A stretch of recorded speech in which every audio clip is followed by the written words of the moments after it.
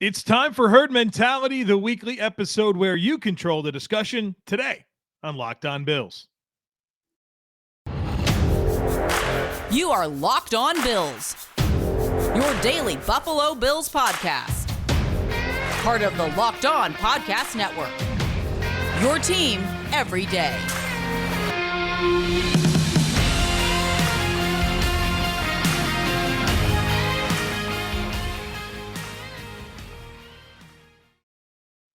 What's up, Bills Mafia? It's Joe Marino from the Draft Network, and I'm your host of Locked On Bills. Happy Tuesday to you, and thank you for making Locked On Bills your first listen every day. And as a reminder to you, we are free and available on all platforms, including YouTube. Today's episode of Locked On Bills is presented by Prize Picks. Prize Picks is daily fantasy made easy. You pick 2 to 5 players, and if they score more or less than their Prize Picks projection, you could up to 10 times your money on your entry. First-time users can receive a 100% instant deposit match up to $100 with promo code LOCKEDON. That's prizepicks.com, promo code LOCKEDON. Well, folks, we have a bunch of very good herd mentality items to dig into today. I think I went through and picked out the stuff that everyone was most interested in, and a lot of that is about Ken Dorsey, play calling, the offense. And so we're going to spend a good amount of time here at the beginning of this episode addressing those questions. We'll start with Chris.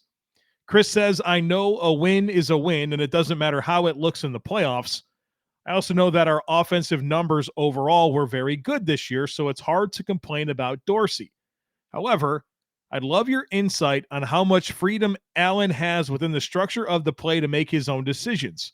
For example, is Dorsey calling plays that encourage Josh to throw low percentage deep balls over and over when we have the lead in the fourth quarter? Or is this the deep ball just one of many options within the structure of the play that Dorsey is calling? And Josh continued to pick that option. To summarize, who is making bad decisions, Josh or Dorsey? Would love your take. Go Bills.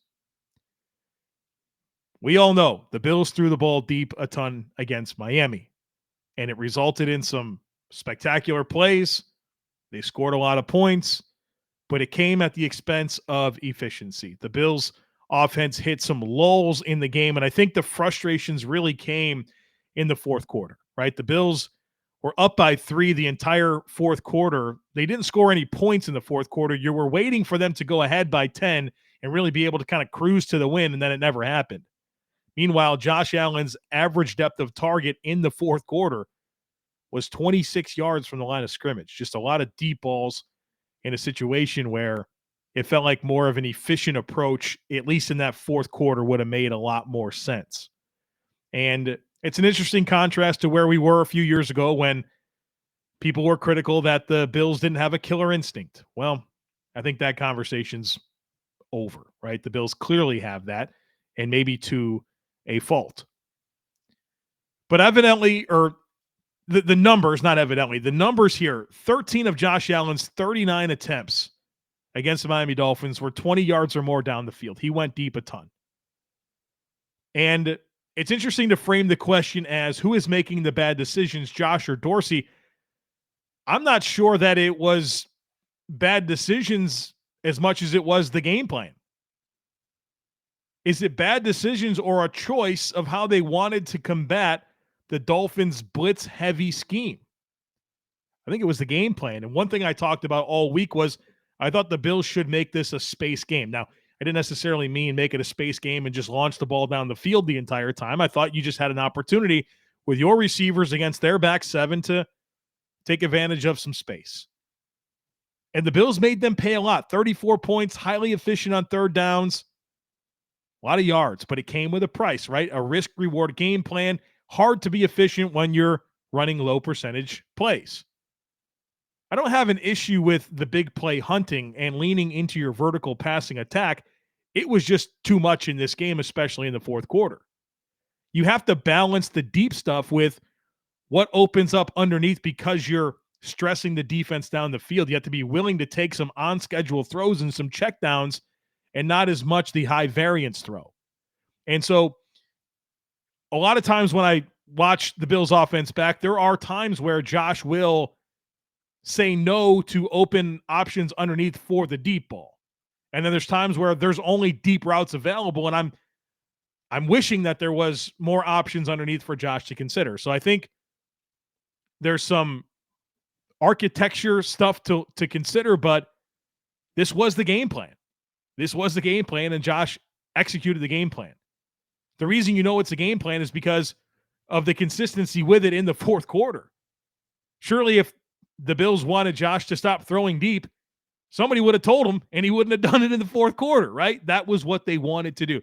They felt like that was not only what gave them the best opportunity to score points against Miami, but also take advantage of their aggressive front and their lacking back seven. I think it was the game plan. That's what they wanted to do against the Miami Dolphins. John says, I see that Brian Daboll, has cleaned up a lot of Daniel Jones's turnover problems with the Giants, and I'm worried that him not being here has allowed some bad habits Josh had to start his career to creep back in. He may need someone next year to rein him in. I'm not saying fire Dorsey, but maybe bring in an established offensive coach that can help him turn Josh into the best version of himself to find that sweet spot between aggressiveness and carelessness. That was a stream of conscious question after the game, but I'm wondering if there's any credence to it. Josh Allen's interception percentage last year under Brian Daboll was 2.3%. 2.3% of passing attempts Josh Allen threw an interception. His interception percentage this year is 2.5%. Josh Allen isn't throwing more interceptions under Dorsey than he was Daboll. There's no difference. It's 2.3% versus 2.5%. The Bills have a ton of established offensive coaches on this staff. They have exactly what you're saying they need to get. They have Ken Dorsey in addition to 4 other coaches that have been NFL offensive coordinators. Aaron Kromer, Joe Brady, Mike Shula, and Rob Boras. They have the coaching. There's plenty of offensive minds. That doesn't even get into Chad Hall, who's obviously a key member of this offensive coaching staff. I don't think that's true. I don't think Josh Allen's turning the ball over, throwing more interceptions this year, and I think the Bills have the offensive minds in the room to game plan and maximize the talent that they have offensively.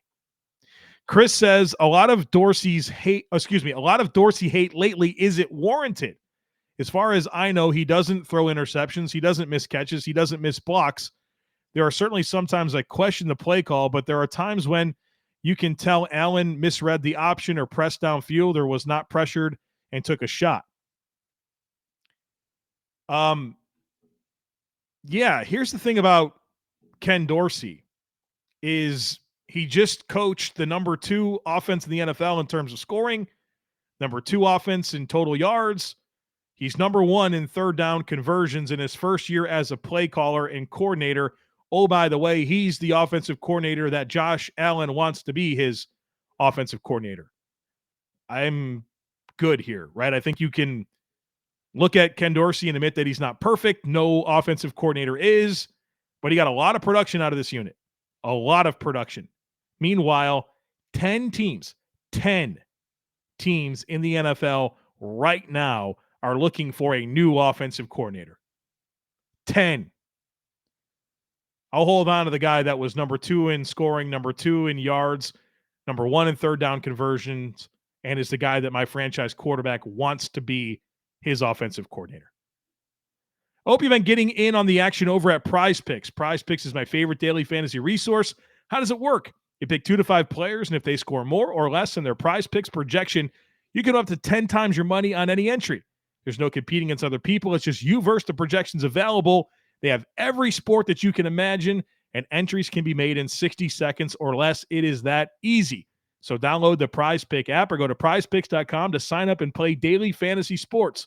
First-time users can receive a 100% instant deposit match up to $100 with promo code LOCKEDON. So if you deposit $100, Prize Picks will give you $100. If you deposit $50, Prize Picks will give you $50. Just don't forget to enter promo code LOCKEDON at sign up for an instant deposit match up to $100.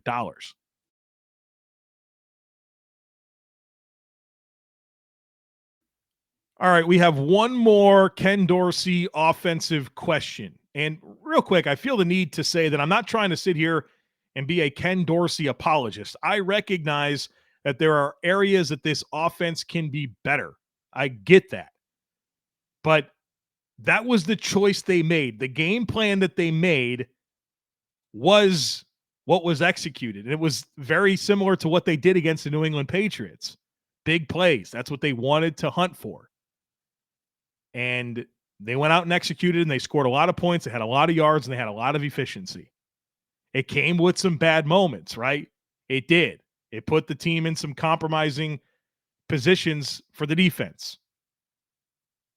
And I think that's the part where you get a little frustrated. Andrew says, what do you think the conversation this week with Allen will be in regards to taking checkdowns? No one loves a 50-yard bomb more than I do, but the probability of completing that pass is very slim. The pass to Morris was a perfect example of making the easy throw and catch for 12 yards. If we could incorporate Cook into the checkdown game, we'd be dangerous. I know it. Listen, I remember the play you're talking about, the checkdown throw to Quentin Morris that went for 12 yards. I remember when it happened, I looked to my brother and said, I've never been so happy to see that play run in my entire life, right? Like it felt very good for them just to hit an on-schedule throw, to get an easy completion, catch and run, conversion. It felt good. And I think that's the challenge ahead is you have to kind of blend it all together. You have to stay aggressive, right? You want that. That's a good thing. You have Josh Allen as your quarterback, Steph Diggs, vertical receivers that can help you, that can make plays down the field. You want to make sure that's a big part of what you do, but you have to balance that out with a little bit more of the on-schedule stuff. And if you do, I think your vertical stuff becomes even more efficient and more dynamic and more explosive. So I think that's the challenge ahead is blending it all together. Because they've proven at times, especially earlier in the season, that they can run the quick game. And they've obviously proven that they can hit some deep shots. Blend it together. Be a complete passing offense. Jeremy White from WGR 550 on Twitter, he tweeted after the game, sharing some clips, and he said, he reminded me of something that Josh Allen said after the New England game. And this is a paraphrase quote from Josh Allen in that dinking and dunking is great, but sometimes you got to throw it to your dogs. This is their mindset. This is what they want to do. And so ride or die with it, I guess. But I think I'm looking for some stabilization and some balance and, hey, throw the ball deep. Love it. Want that. Big fan of it. Don't make it a situation where you're not taking profits at the expense of, low percentage throws. Find some efficiency between the two. Allen says, I just want your thoughts on how you think overall the Bills' offensive line has performed under Aaron Kromer. I think they've underperformed, and I'm kind of disappointed with the exception of Morse. Am I thinking too negatively since Roger Saffold made comments on how well he's done and wants to stay in Buffalo, but other people think it's been the opposite performance? Also, I don't think Brown has taken that next step. Just wondered, since Kromer was supposed to be the O-line saving grace, thanks for being a pleasure to listen to every day. Thank you, Alan. I would disagree with your take. I think the Bills' offensive line has been significantly better under Aaron Kromer, and I'm going to point to two different metrics that will back up what I'm trying to say here. And one is a pass blocking metric, one is a run blocking metric, and these both come courtesy of Pro Football Reference. Pressure percentage. Josh Allen in 2021 was pressured on 25.5% of his dropbacks. That's the 8th highest in the NFL. This year, Josh Allen was pressured on 17.5% of his dropbacks, which is the 6th lowest in the NFL. Josh Allen is facing a significant reduction in pressure this year. It's not close. From the 8th highest amount of pressure to the 6th lowest amount of pressure. 25.5% down to 17.5%. When it comes to run blocking, yards before contact. Last year, the Bills averaged 2.6 yards before contact on run plays. That was number 9 in the NFL. This year, they're a full yard better, 3.7, in fact, yards before contact on run plays, number one in the NFL. The Bills' offensive line is significantly better at pass protection. The Bills' offensive line is significantly better at run blocking. Aaron Kromer's been a great addition for this Bills football team, and the offensive line has absolutely taken a step forward. Bob says, woo, fortunate to get the win. I thought Boogie Basham played a good game and Lawson played well, but I believe Rousseau only had one tackle, and I don't remember him pressuring the quarterback. Did Epinesa even play? I don't remember hearing his name being mentioned. With 45 dropbacks by Miami, were they doing something to neutralize Rousseau, or was it just a case of him not stepping up to the plate? If you can give us a breakdown of snap counts among our defensive ends, that would be great. Yeah, I'll be happy to do it here. The Bills defense played 71 snaps against Miami. Greg Rousseau played 41 of those 71 snaps. He had 6 pressures. So he actually had a little bit more of an impact than I thought he did. And I actually extended some criticism in the recap podcast on Monday towards both him and Epinesa for being quiet. Well, Rousseau played 41 snaps, had 6 pressures. So a decent amount of pressures. But he certainly didn't feel the impact watching the game. A.J. Epinesa played 32 of 71 snaps. He had 1 pressure. Boogie Basham, 35 of 71 snaps, 3 pressures, a sack, and 3 run stops. So Basham certainly made the most of his opportunity, and that's nice to see because I think it's been a while since we thought that Basham was the Bills' most effective defensive end in a game. And then Shaq Lawson played 35 of 71 snaps, had 1 pressure and 1 run stop. So pretty balanced distribution of snaps. Rousseau leading the way with 41, Basham and Lawson with 35, Epinesa with 32. 6 pressures from Rousseau, and then Basham, obviously, the most prolific day amongst the Bills' defensive ends. But I get it. I mean, Teron Armstead played with 4 different injuries, and he played pretty well at left tackle. And then Robert Hunt, who's traditionally a right guard, kicked on over to right tackle and, felt like he handled his business over there as well. And the interior guys, I thought Ed Oliver certainly had some pressure in the game. Daquan Jones a little bit, but I think collectively you should be able to consider this game against the Dolphins with all the offensive line shortcomings that they had with a backup, with a third-string rookie quarterback that held onto the football quite a bit. I think you are well justified to feel like the Bills' defensive front should have been more impactful in affecting Skylar Thompson in ways that they didn't. So hopefully the Bills can change that against the Bengals. They'll need to this coming week, and that's an offensive line that is in shambles with all the injuries that they're facing right now. They just Jonah Williams, their left tackle, dislocated kneecap. Can he play? I would guess not. I mean, Lyle Collins is hurt. I think some of their guards, Alex Kappa's hurt. So their offensive line is in rough shape, and I need to see this Bills defensive line take advantage of that on Sunday at 3:00 when the Bills host the Bengals. BetOnline.net is your number one source for sports betting info, stats, news, and analysis. Get the latest odds and trends for every professional and amateur league out there, from pro football to college basketball to boxing, the NHL, and NBA. They've got it all over at BetOnline. If you love sports podcasts, you can even find those at BetOnline as well. They are always the fastest and easiest way to get your betting info. So head to the website today or use your mobile device to learn more. It's BetOnline, and it's where the game starts.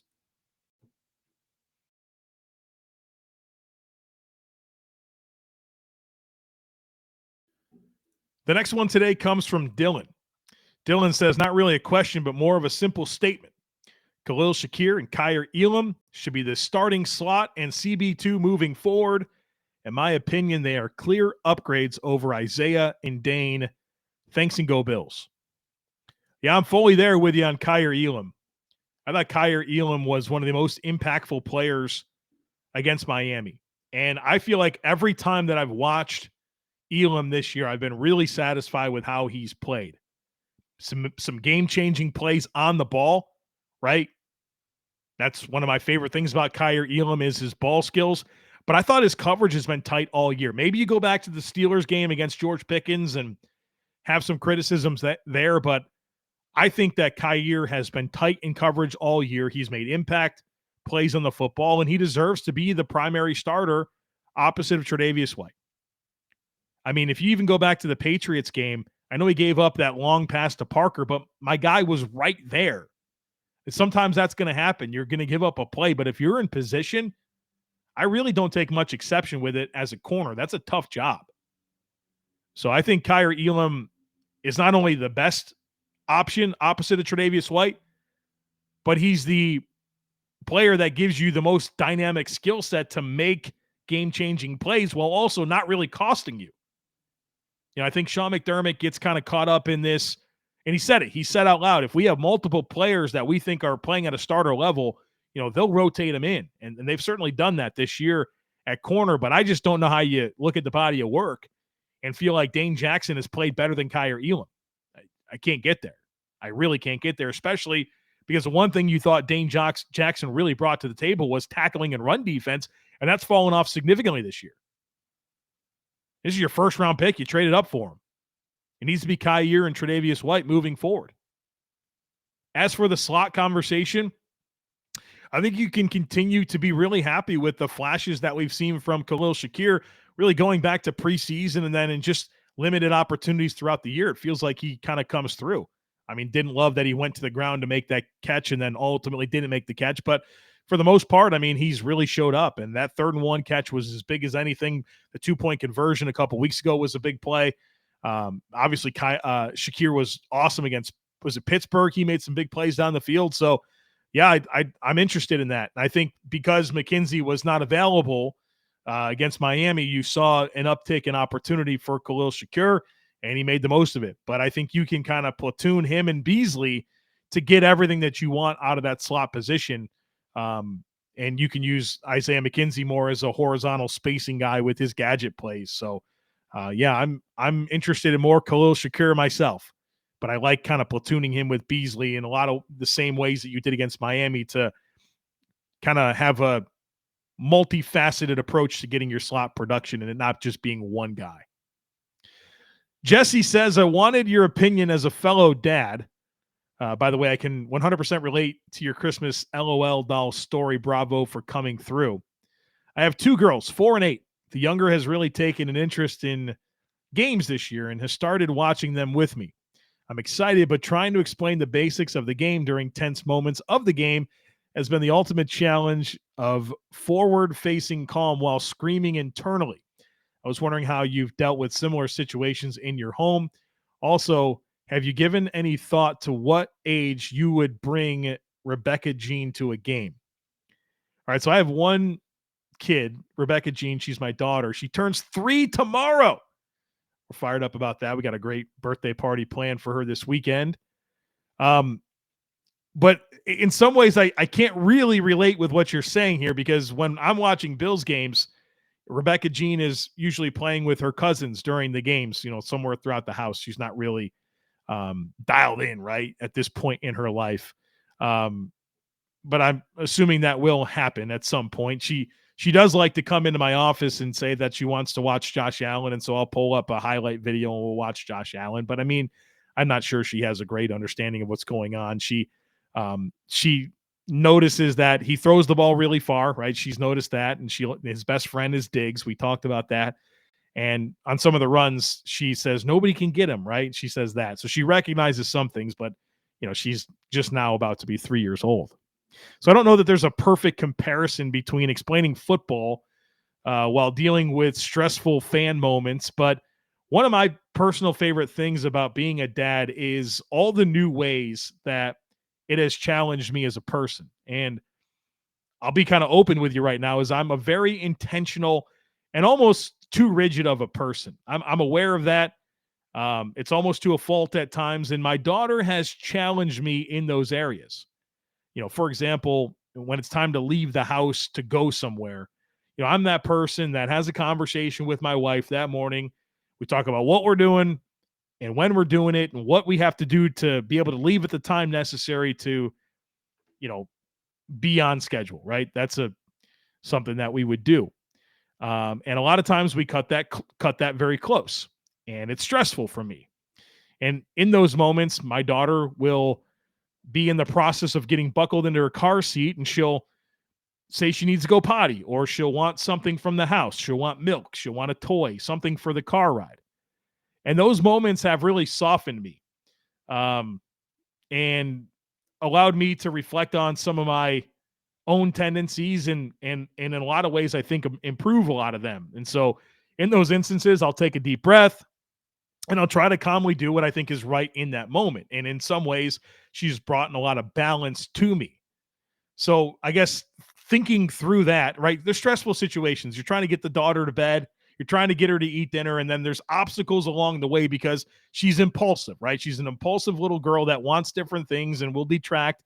And those moments are challenging for me, but I've learned a lot about myself through them. I've taken deep breaths, and we stay patient. We're calm, and we attack whatever that specific situation is. But as I think about those moments where Rebecca is going to want to learn more about football and me explain it to her during Bills games. I think, and look, we all talk about our best laid plans as parents and the way things are going to be. We all know that reality is a little bit different, right? You got to adjust and adapt, right? It doesn't go exactly how you think it's going to go. But I think I will try to just take it in stride and do my best to anticipate the things she will want to ask and stay ahead of it. So instead of her asking me questions during the game, which I'm sure will happen, I want to tell her what I think she needs to know for that specific moment. So if we're watching the game, explaining the different scenario that's at hand and the variables that are important for that moment, by me telling her, it might get ahead of her coming in with the questions. And I want her to ask the questions. I feel like I do, right? I've never been in this situation. I certainly think I will one day, but I think my best plan would be to anticipate and try to control the conversation by telling her and her listening to me more so than, her coming in with a lot of questions. Like, here's what's going on. This is what's most important for you to be paying attention to right now. Again, my best laid plans. There's probably some established parents out there that are laughing at me right now. I get it, right? I'm no expert on it, but that's my thought process in regards to this submission. As for taking her to a game, I can tell you that I'm excited for that day.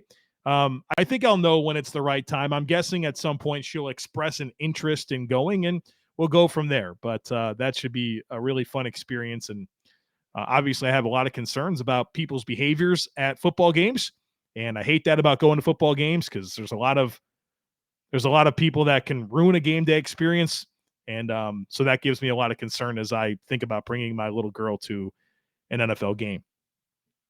Let's finish off with Steve. Steve has a statement here that I think is worth reading and, kind of helping shape our perspective and our mindset moving forward. Steve says, I am sensing a difference in this Bills team from the 2020 and 2021 seasons. During that period and into the start of this season, a significant number of wins occurred when Buffalo boat raced opponents. Such wins are great, but they tend to not challenge certain aspects of the team. When we saw the Bills losing close games last season, the narrative that the Bills could not win tight, contested games began. Of course, that narrative was quickly dispensed as the Bills began winning a number of one-score close games this season. Since the start of the 2020 postseason, the Bills have played 6 playoff games. 3 have been close versus the Colts in 2021, the wild card against the Chiefs in 2020 in the divisional round, and the Dolphins, the 2022 wild card, right? Those were all close games, and 3 have not.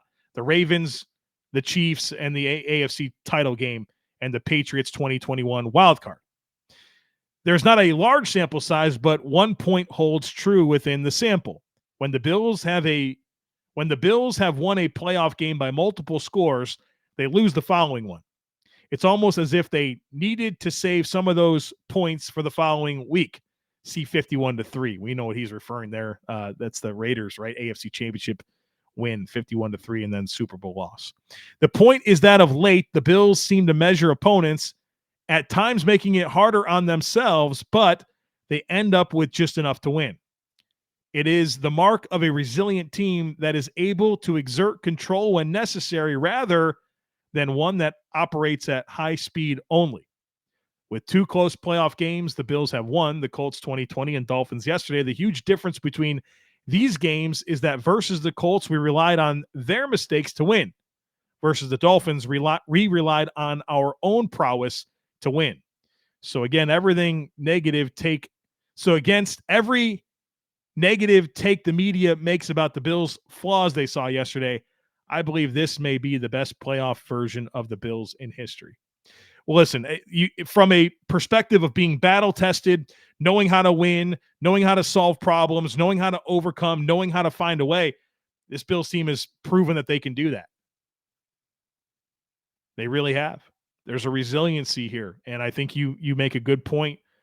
Really, I think my favorite thing about what you said here was the Bills seem to measure opponents at times, making it harder on themselves, but they end up with just enough to win. It is the mark of a resilient team that is able to exert control when necessary rather than one that operates at high speed only, right? Remember, one of my criticisms for the Bills last year was the game is supposed to go a certain way, and when it doesn't, they didn't know how to adjust from there. Well, I think this team is the opposite of that. We'll see how far it takes them, right? We'll see how far it takes them. We're going to find out, right? We're going to find out. But I think there's a case to be made for this type of team with this type of makeup, with this type of resiliency and what they've shown may be better than the team that can show up and run you out of the building. But when that doesn't happen, they don't know how to get out of it. And so I think it's fair to say that the makeup of this team is really, really strong as we hope the Bills go on a deep run here and play in February. All right, folks, that's it for today on the podcast. Tomorrow, we turn our attention to the Cincinnati Bengals. The Bills hosting the Bengals in the divisional round of the playoffs Sunday, 3 p.m. So tomorrow will be our primer. Then it'll be crossover Thursday. We'll do the stuff that we do on Friday and count down the hours until kickoff as we hope the Bills stack another win and play in the AFC Championship game. So that's what's at stake. We'll talk about it all week here the rest of the way. As always, I kindly ask that you share, subscribe, rate, and review the podcast. Go Bills! And I look forward to catching up with you again tomorrow.